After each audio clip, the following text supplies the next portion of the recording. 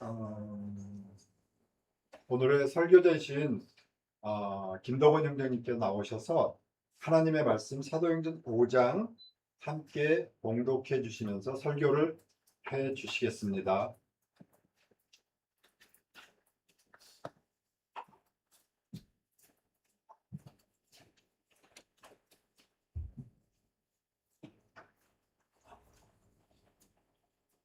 오늘 우리에게 주신 말씀은 사도행전 5장 1절로 5절 말씀과 사무엘하 11장 2절로 4절 말씀입니다.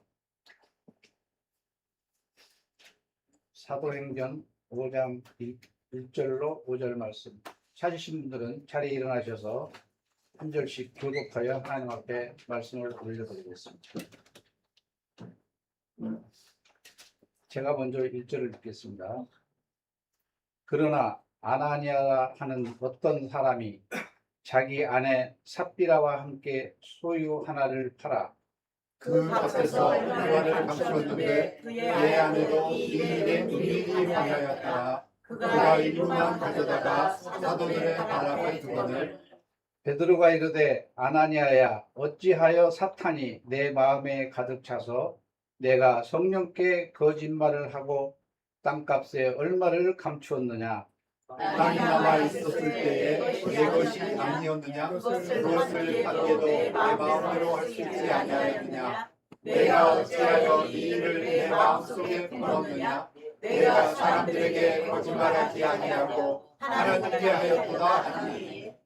같이 읽겠습니다. 아나니아가 이 말을 듣고 쓰러져 손을 걷매 이 일들을 들은 모든 사람에게 큰 두려움이 발생하니라. 아멘. 사무엘하 11장 2절로 4절 말씀 함께 읽겠습니다. 제가 먼저 2절 말씀 읽겠습니다. 저녁 때 다윗이 자기 침상에서 일어나 왕의 집 지붕 위에서 거닐다가 한 여인이 목욕하는 것을 지붕에서 보았는데 그 여인이 보기에 매우 아름다움으로 다윗이 사람을 보려 그 여인을 관해 물어보게 하였더니 한 사람이 이르되 이 여인은 엘리압의 딸이요 헷 족속 우리아의 아내인 바세바가 아니니까 하니라. 같이 읽겠습니다. 다윗이 사자들을 보내어 그녀를 데려오게 하니 그녀가 그에게로 들어오니라. 그녀가 그녀의 평범함에서 정결하게 되었으므로 그가 그녀와 함께 먹고 그녀가 자기 집으로 돌아가니라. 아멘. 오늘 우리에게 주시는 말씀을 위해서 자리에 앉으시겠습니다. 오늘 우리에게 주시는 말씀을 위해서 기도하겠습니다. 상한 갈대를 꺾지 아니하시며 꺼져가는 등불을 끄지 아니하시고 진리로 공의를 베푸시는 아버지의 은혜 아래 피폐해진 영혼을 내려놓습니다. 말씀을 전하는 자와 듣는 자가 영의 귀와 영의 눈이 열리고 피폐해진 영혼이 치유되도록 은혜 내려 주시옵소서. 예수님의 이름으로 기도 올려옵나이다. 먼저 말씀을 듣기 전에 좌우 앞뒤 분들과 축복의 인사 한번 하겠습니다. 당신은 하나님이 끝까지 책임지는 사람입니다. 이렇게 하겠습니다. 당신은 하나님이 끝까지 책임지는 사람입니다. 끝까지 책임지는 바랍니다. 네, 그렇습니다.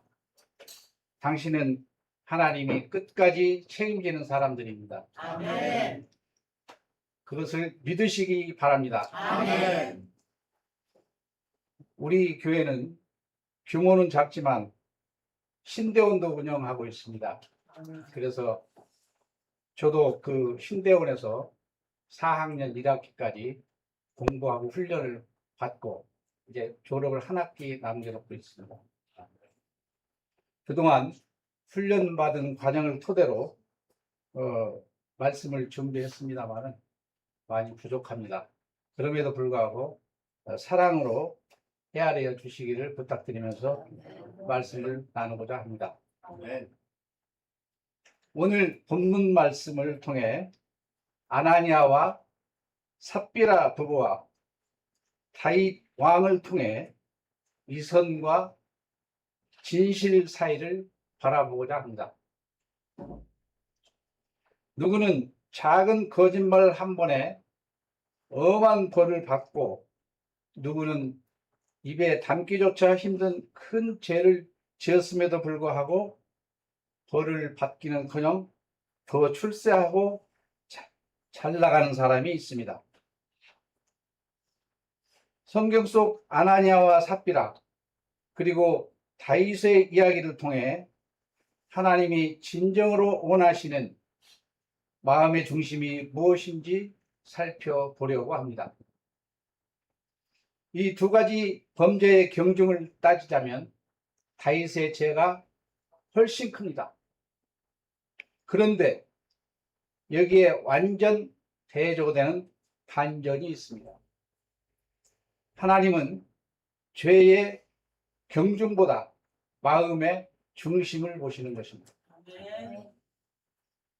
아나니아와 삽비라는 완벽한 척 하다가 큰 비극을 부릅니다.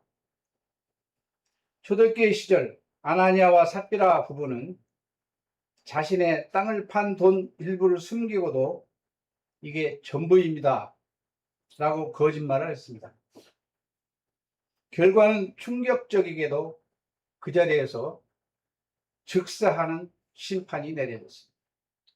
왜 그렇게 엄하셨을까요? 하나님이 화내신 포인트는 돈을 적게 낸 것이 아니었습니다. 남들에게 거룩해 보이고 싶은 허영심과 하나님마저 속일 수 있다고 믿은 교만이 문제였습니다. 하나님은 우리의 주머니 사정보다 그 뒤에 숨은 가면을 경계하십니다. 아나니아와 삽비라의 범죄의 배경에는 당시 예루살렘은 베드로와 사도들은 예수의 복음을 전했고, 사도들의 손길을 통해 주께서 병든 자를 일으키시고 귀신이 떠나가며 성문에 앉았던 안전뱅이도 일어나 걸으며 찬양을 할 때였습니다. 하루에 3,000명, 5,000명씩 회개하고 마가의 다락방에서는 방언을 하며 기적을 본 사람들은 성령에 취했고 모두 한마음이 돼서 쓸 것을 서로 나누며 감동이 있는 대로 자기 재물을 아낌없이 드리던 때였습니다. 이때 아나니아도 아내와 상의를 합니다. 여보, 우리도 체면상 헌금을 하긴 해야 되는데 너무 아까워 고민이요. 어찌하면 좋겠소? 아내 삽비라는 정색을 하며 걱정 마세요. 밭을 팔아 다 드리지 말고 일부를 감추고 적당히 드리면 되잖아요. 당신과 나만 입을 꼭 다물고 있으면 이 돈이 밭을 판 돈의 전부인지 누가 알겠어요? 아나니아와 삽비라 부부는 이 결정에 만족한 미소를 짓습니다. 이 부부의 입술은 하나님 안에 있는데 마음은 하나님 밖에 있었습니다.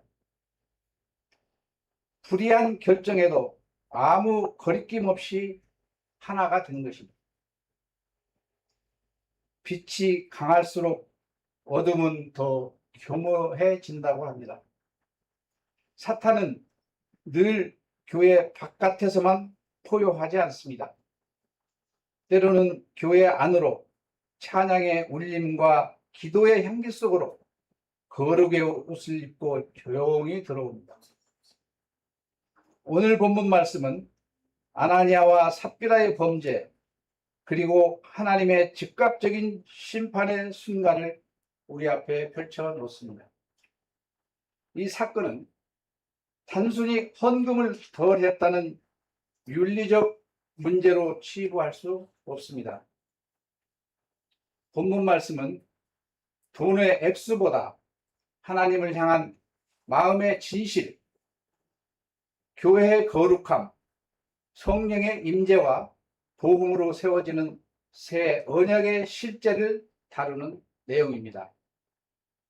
아나니아와 삽비라 부부의 범죄의 핵심은 인색함이 아니라 위선입니다.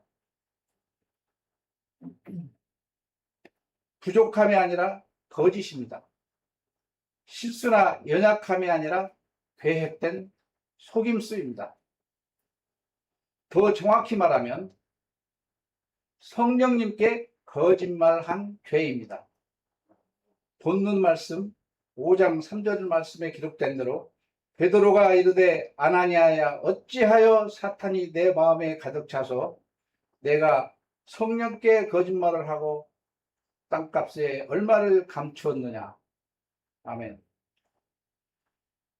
이와 같이 하나님께서 교회를 처음 세우시는 그 창세의 아침, 그 기초 위에 사탄의 죄를 뿌리려 했던 교회입니다. 교회는 그리스도의 피값 주고 사신 그리스도의 몸입니다. 그리스도의 몸은 세상의 단체가 아니라 십자가의 피값으로 세워진 거룩한 성전입니다. 그 성전의 기초는 화려한 규모가 아니라 진실입니다. 그러므로 하나님은 교회의 시작점에서 거룩이 무엇인지를 무섭도록 선명하게 보여주십니다. 이는 잔혹함이 아니라 사랑의 불꽃입니다.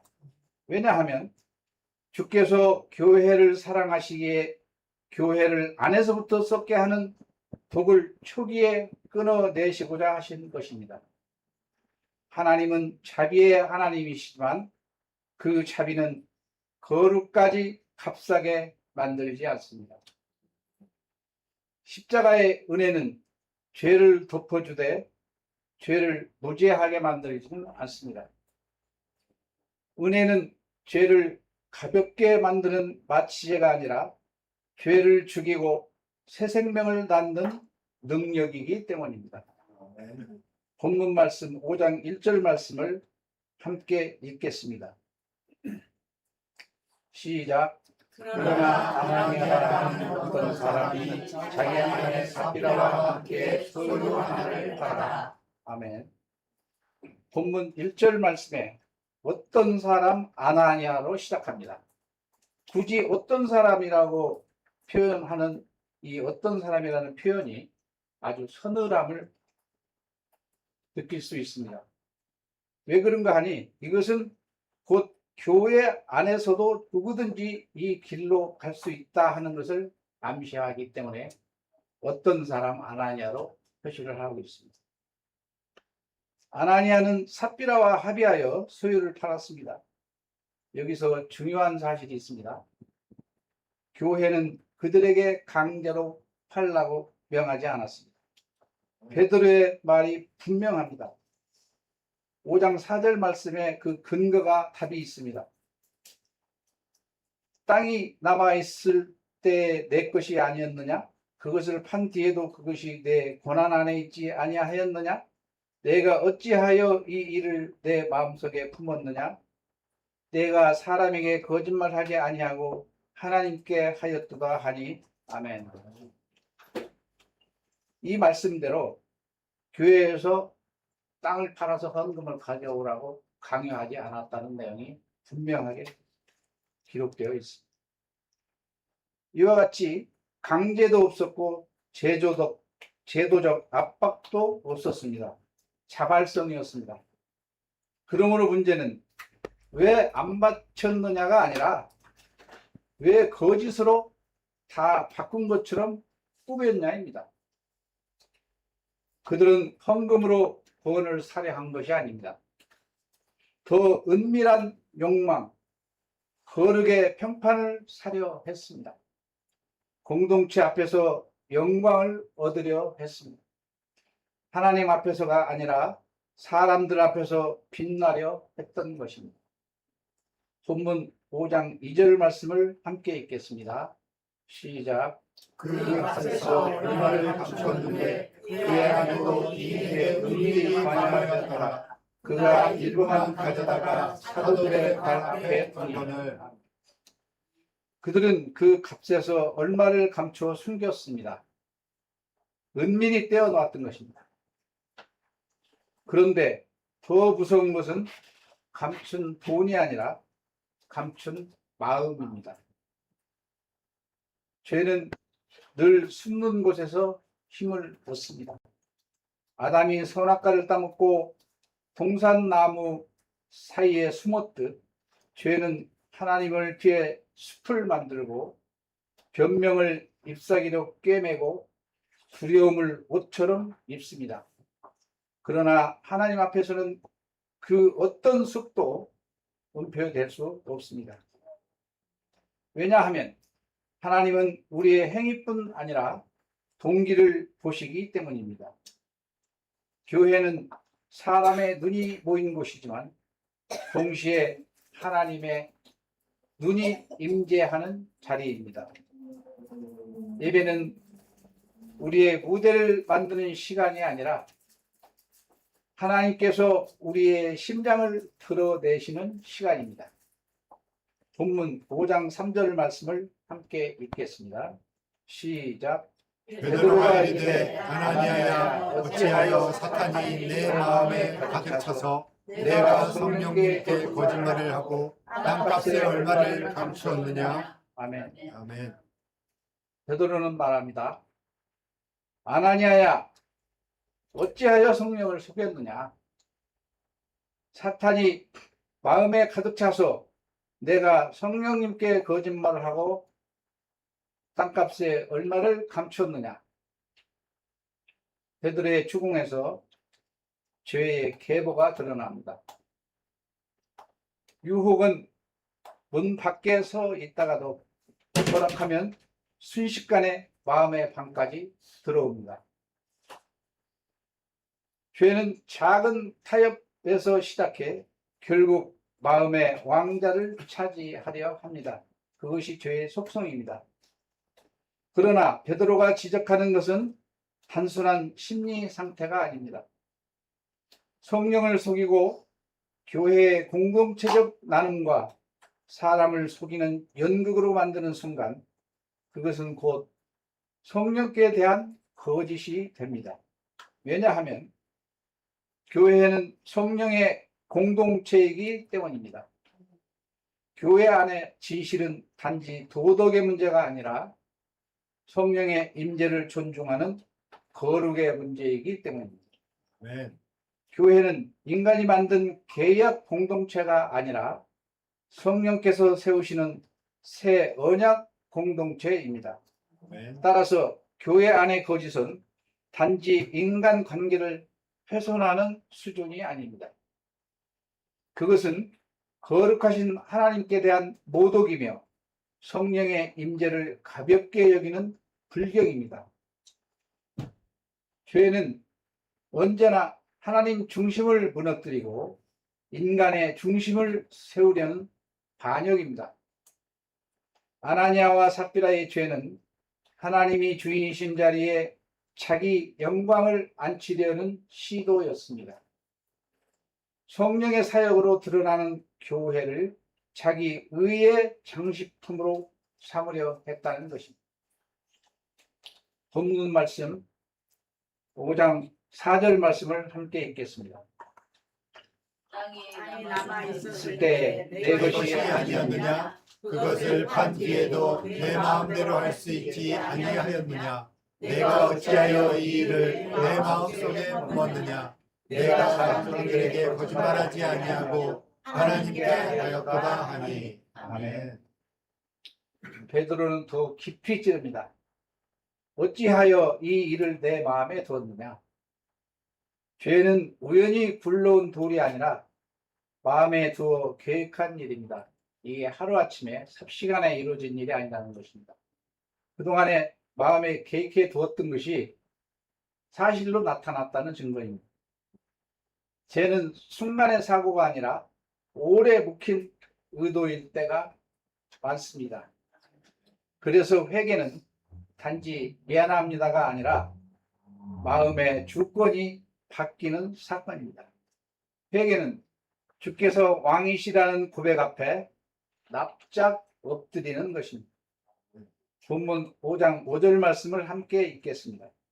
시작. 아나니아가 이 말을 듣고 쓰러져 숨을 거두매 이 일들을 들은 모든 사람들에게 큰 두려움이 임하더라. 아멘.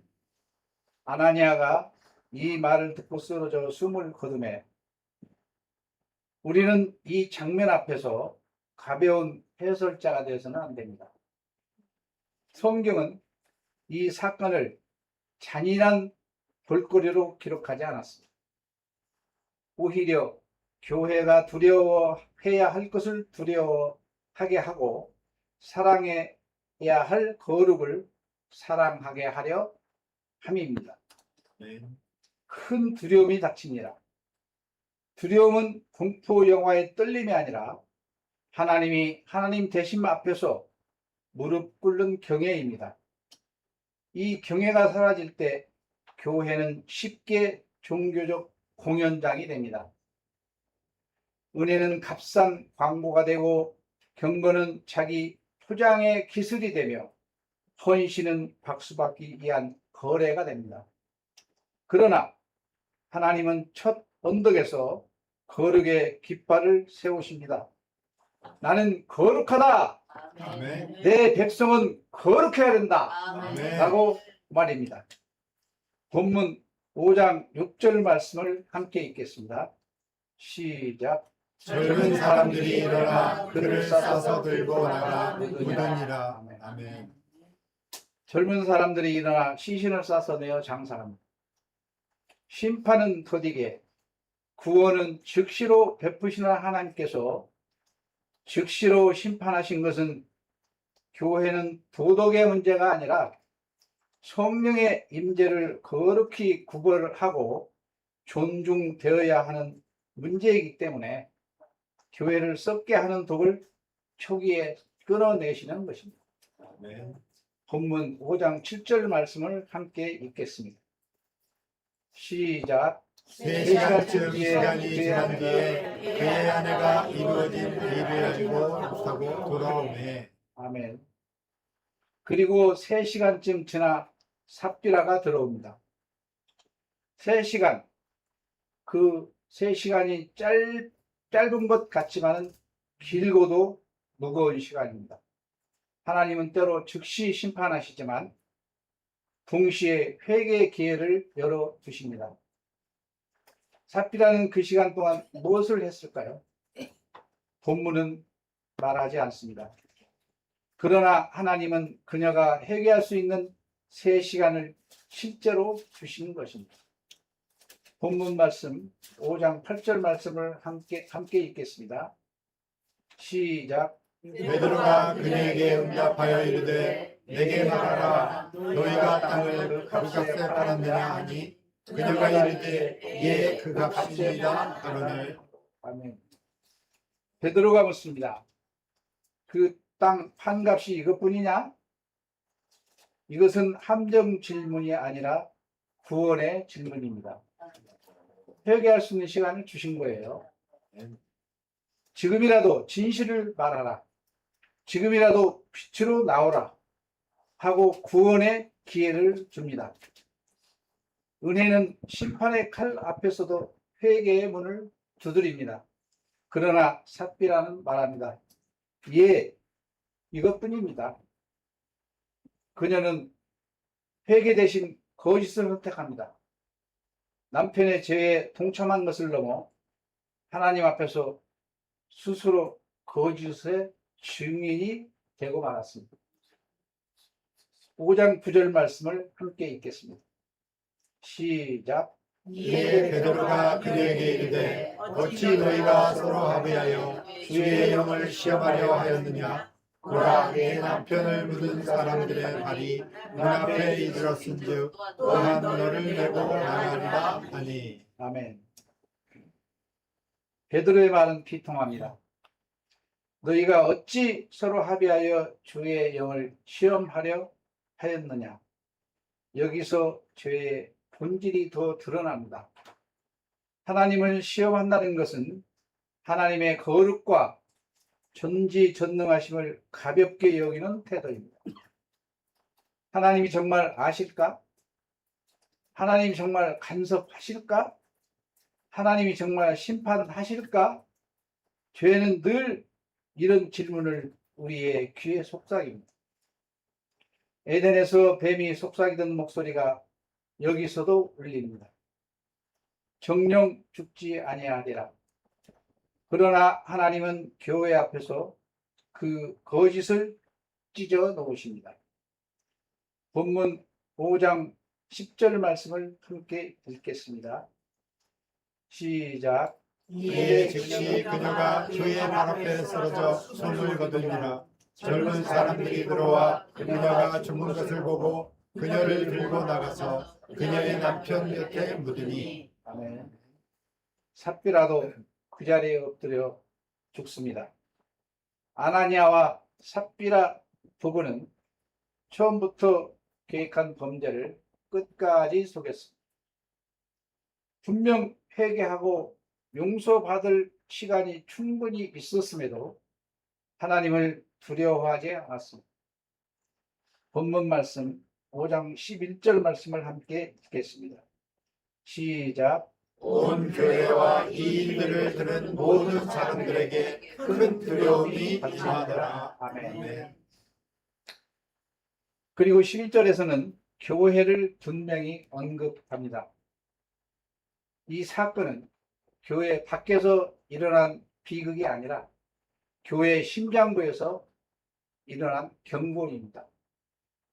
사랑하는 성도 여러분, 여기서 우리는 복음의 깊은 은혜를 깨달아야 합니다. 왜 이렇게 즉시 심판을 하셨는가? 단지 본보기로 삼기 위함일까요? 그렇다면 하나님은 냉혹한 통치자처럼 보일 것입니다. 그러나 구속사적 관점에서 이 사건은 새 시대의 성전이 세워지는 장면과 연결이 됩니다. 구약에서 성막이 세워지고 제사 제도가 시작될 때 하나님은 거룩을 더 예리하게 드러내셨습니다. 레위기 10장 1절로 2절 말씀을 함께 읽겠습니다. 시작. 아론의 아들 나답과 아비후가 각각 자기의 향로를 가져다가 그 안에 불을 담고 그 위에 향을 놓되 주께서 그들에게 드리라고 명령하지 아니하신 이상한 불을 그 앞에 들였더니 불이 주로부터 나와 그들을 삼키매 그들이 주 앞에서 죽으니라. 아멘. 나답과 아비후가 다른 불을 들였을 때도 즉시 심판이 임했습니다. 여호수아기 7장 24절로 26절을 함께 읽겠습니다. 시작. 여호수아와 온 이스라엘이 세라의 아들 아간을 붙잡고 은과 옥과 금덩이와 그의 아들 딸들과 소와 나귀와 양과 장막과 그에게 속한 모든 것을 데리고 아골 골짜기로 가서 여호수아가 이르되 내가 어찌하여 우리를 괴롭게 하였느냐? 주께서 이날 너를 괴롭게 하시리라 하매 온 이스라엘이 그를 돌로 치고 그들을 돌로 친 뒤에 불로 태우며 그의 위에 돌무더기를 크게 쌓아 이날까지 이르게 하였더라. 이에 주께서 자신의 맹렬한 분노에서 돌아서시니 그러므로 그곳의 이름을 이날까지 아골 골짜기라 하였더라. 아멘. 여호수아 시대에 가나안 정복의 첫 열매에서 아간이 탐욕으로 범죄했을 때 공동체가 흔들렸습니다. 새 언약의 교회가 시작되는 지금 하나님은 성령의 성전을 더럽히는 것을 그냥 지나치지 않으시므로 이 공동체는 내 것이라는 언약의 표지를 새기십니다. 이는 단지 두려움을 주기 위함이 아니라 교회를 살리기 위함입니다. 거짓이 뿌리내리면 공동체의 나눔은 거래가 되고 사랑은 공연이 되고 경건은 포장지가 됩니다. 하나님은 교회를 사랑하시기에 그 독을 초기에 끊으십니다. 그렇다면 이 본문은 우리에게 무엇을 말합니까? 우리는 아나니아와 삽비라의 사건을 통해서 우리의 신앙을 점검하기를 바랍니다. 그들의 죄는 극단적 사건이지만 그 씨앗은 우리 안에도 있습니다.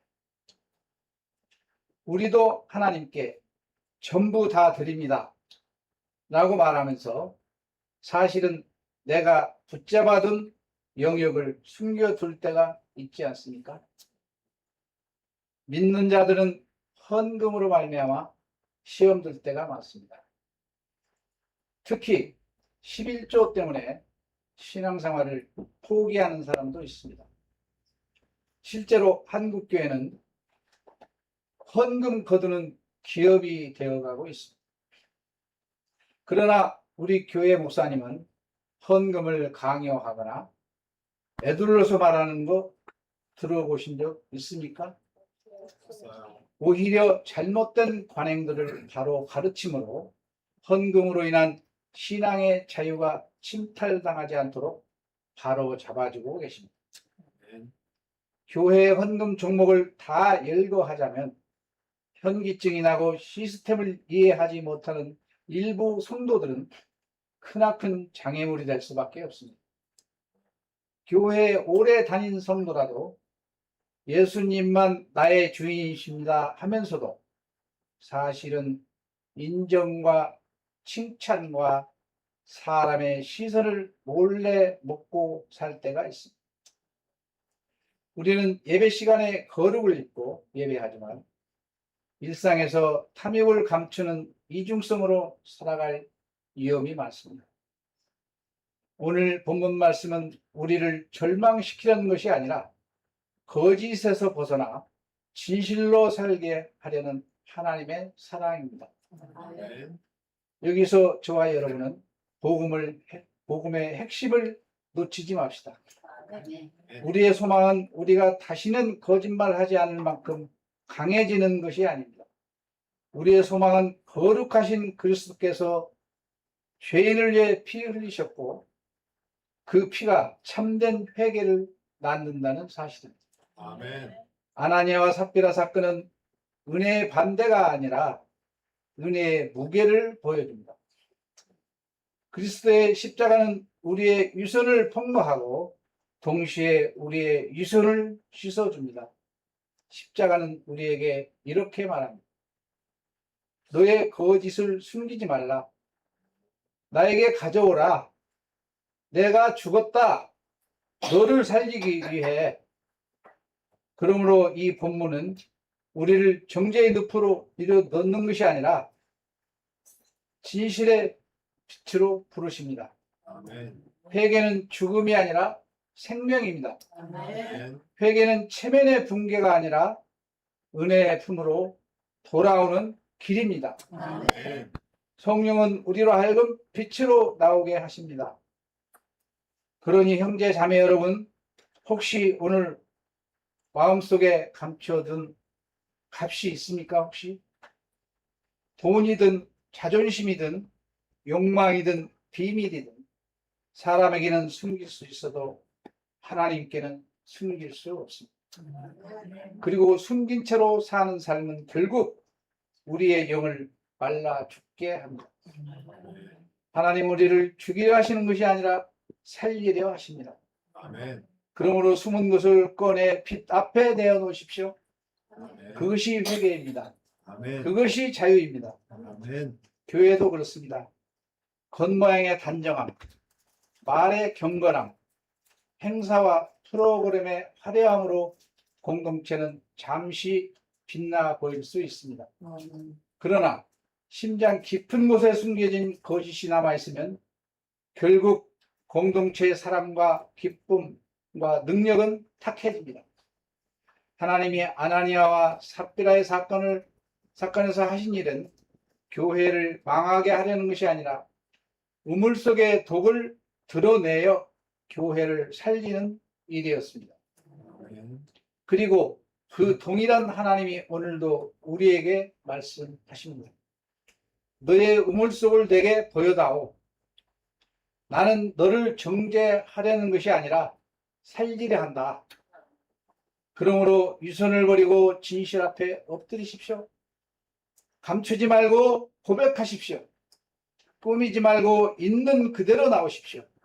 교회의 문턱은 완벽한 자의 입장권이 아니라 죄인이 회개하며 들어오는 은혜의 문이라는 사실을 기억하시기 바랍니다. 아멘. 이제 다윗 왕의 범죄를 보겠습니다. 반면 다윗 왕의 범죄는 솔직함으로 큰 반전이 일어납니다.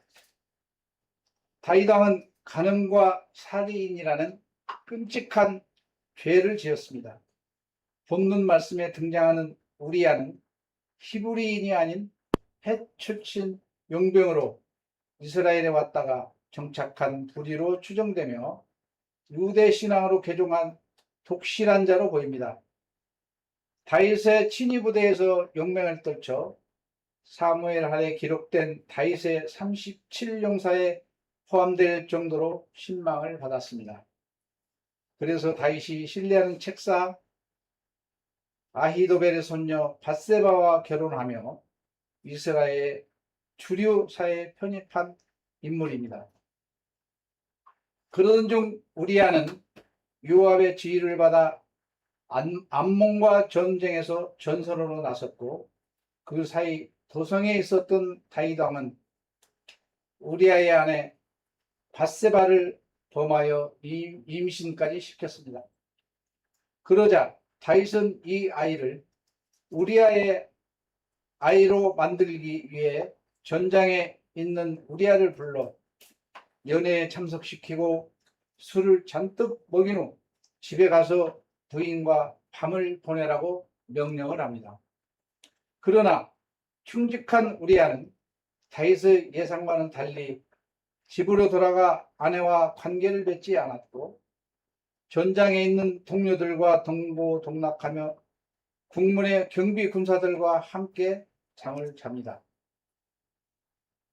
다음 날 다윗이 한 번 더 똑같은 명을 내렸으나 우리아는 전날같이 행동했고 결국 다윗은 밧세바의 태아를 우리아의 자식인 것처럼 둔갑시킬 수가 없게 되자 최후의 방법을 쓰게 됩니다.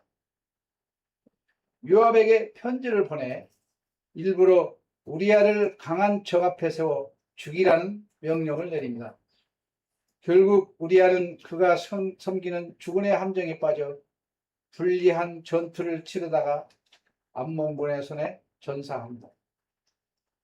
밧세바는 슬픔에 빠졌고 다윗은 과부가 된 밧세바가 불쌍하여 거둔다는 명목으로 밧세바를 자신의 여인으로 취하는 파렴치한 행위로 완전 범죄를 꾸며냅니다. 다윗은 이처럼 훌륭한 부활을 본인의 욕망의 눈이 멀어 죽음으로 몰아갔습니다. 그래서 성경에서도 이는 다윗의 죄이며 정당하지 못하다는 것을 확실히 하고 있습니다. 밧세바가 다윗의 부인이 된 뒤 그 사이에서 여러 아들들을 낳았고 그중 한 명인 솔로몬과 그 후손이 다윗 왕조의 왕위를 이어나갔지만 성경에서는 밧세바를 다윗이 아닌 우리아의 아내라고 기록하며 밧세바의 정당한 남편은 우리아라고 명시하고 있습니다. 여기서 주목할 점은 죄를 숨기지 않고 정면 돌파하는 정직함입니다. 다윗은 죄가 드러났을 때 변명하거나 숨기지 않았습니다. 내가 죄를 지었습니다 라며 침상을 적실 정도로 울며 하나님 앞에 자기의 취한 모습을 그대로 드러냈습니다. 하나님은 죄 안 짓는 완벽한 사람이 아니라 죄를 지었을 때 하나님께 무릎 꿇는 사람을 결코 외면하지 않으십니다. 아멘. 그러면 여기서 하나님이 끝까지 책임지시는 사람의 세 가지 특징에 대해서 살펴보겠습니다. 우리가 하나님께 사랑받고 보호받는 존재가 되기 위해서 기억해야 될 원칙들입니다. 첫 번째 원칙은 가면을 벗는 용기입니다. 시편 51편 6절 말씀을 함께 읽겠습니다. 시작. 보소서 주께서는 속 부분에 있는 진실함을 원하시오니 나로 하여금 은밀한 부분에 있는 지혜를 알게 하시리이다. 아멘. 하나님은 중심의 진실함을 원하십니다. 거룩한 척하기보다 솔직하게 고백하는 사람을 하나님은 더 사랑하십니다. 하나님이 가장 싫어하는 것은 죄 자체보다 죄를 숨기는 위선입니다. 아나니아는 끝까지 숨기려 했지만 다윗은 들통나자마자 납작 엎드렸습니다. 두 번째 원칙은 심판의 의자에서 내려오기입니다. 로마서 12장 19절 말씀을 함께 읽겠습니다. 시작. 급진히 사랑하는 자들아 너희 스스로 원수를 갚지 말고 도리어 진노하심에 맡기라. 기록된 바 원수 갚는 일은 내 것이니 내가 갚으리라. 주가 말하노라 하였느니라. 아멘. 죄 지은 사람이 벌 받기를 원하는 것은 인지상정입니다. 그러나 그 복수의 칼자랑은 하나님께 맡겨 오십시오. 아멘. 하나님, 저 사람은 하나님의 공의로 처리해 주시고 제 마음에 평안을 주세요. 아멘. 라고 기도할 때 아멘. 우리는 저주의 감옥에서 해방됩니다. 아멘. 내가 직접 벌을 주고 싶거나 벌 받는 것을 보고 싶어 미치겠다는 이유는 내가 심판관의 자리에 앉아 있기 때문입니다. 하지만 로마서 12장 19절 말씀에 원수 갚는 일은 내 것이니 내가 갚으리라. 주가 말하노라 하였느니라 라고 분명히 기록하고 있습니다. 하나님은 사람의 잘못을 절대 모르지 않습니다. 다만 당신이 그 미움 때문에 영혼이 피폐해지는 것을 원치 않으셔서 그 복수는 내가 전문이니까 나한테 맡기고 너는 내 마음이나 지켜라 라고 말씀하십니다. 아멘. 세 번째 원칙은 염치 없어도 매달리기입니다. 아멘. 히브리서 4장 16절 말씀을 함께 읽겠습니다. 시작. 그러므로 우리가 긍휼을 얻고 필요한 때에 도우시는 은혜를 얻기 위해 은혜의 왕자로 담대히 갈 것이니라. 아멘.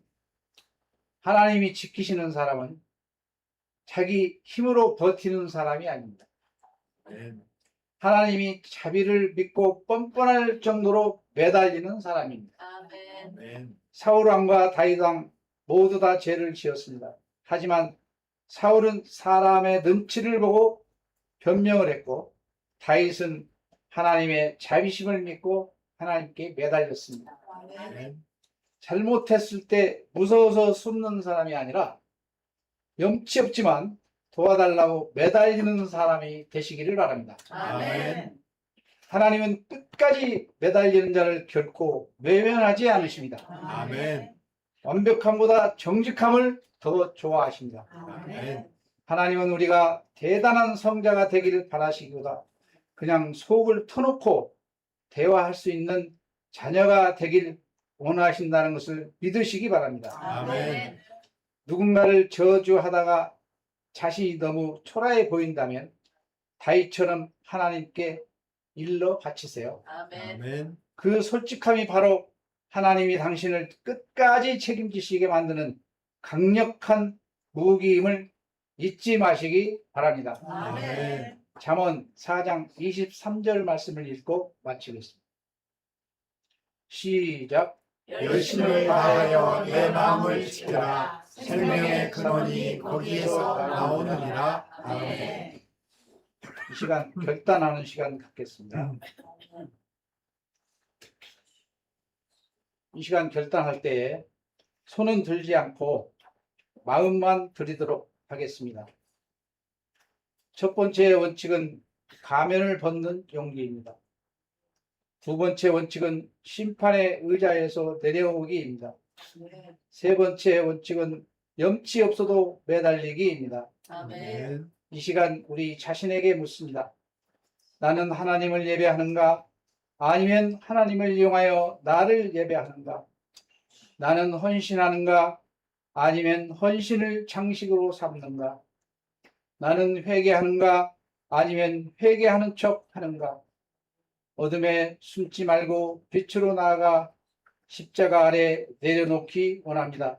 아멘. 거짓말하지 않고 성령께 도움을 구하는 용기를 내시기를 바랍니다. 아멘. 하나님은 끝까지 매달리는 자를 결코 외면하지 않으신 줄로 믿습니다. 아멘. 나를 구원하신 우리 주 예수 그리스도 이름으로 기도 올려옵나이다. 아멘.